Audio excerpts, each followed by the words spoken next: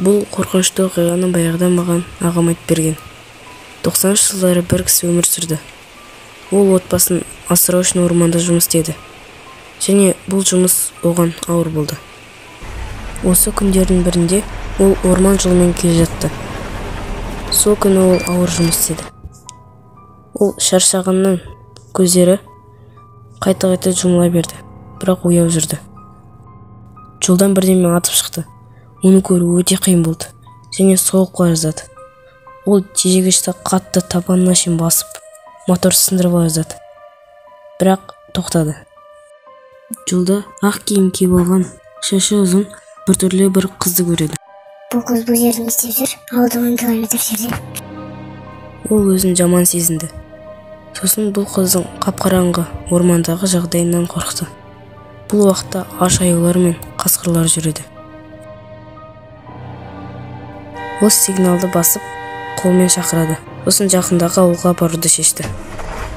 Ол әдемі қыз болып шықты. Жолаушы отырды, және біртүрлі болды. Ол дым демей, көзін жұмып отыра берді. Ол кісі не болғанын сұрағысы келді, бірақ жауапқа дым ала алмады. Ол жолды қысқарту үшін ескі кассетаны алып қосуды шешеді. Енді ғана қосайын деп жатқанда, кассета қыздың аяғына құлап түседі. Ол кассетаны алайын деп жатады. Ол қолын түсіргенде сасық жүнді сезеді. Жонардікіне ұқсас. Ол оның не екенін білмеді. Иіс соны қорқытып жіберді. Астыда тұяқты көреді, және оны суық қорқыныш жаулап алады. Ол өзін жинақтап, алдыңғы дөңгелекті қарауды сұрайды. Енді есік ашып қарап жатқанда, қызды теуіп жібереді, және есікті жоқ болады. Ол қыз ар жақтағы есікті ашуға тырысады, ұрады, қағады және терезе сындырады. Ал әлгі кісі газды жерге дейін қатты басады, және ол қатты айдайды.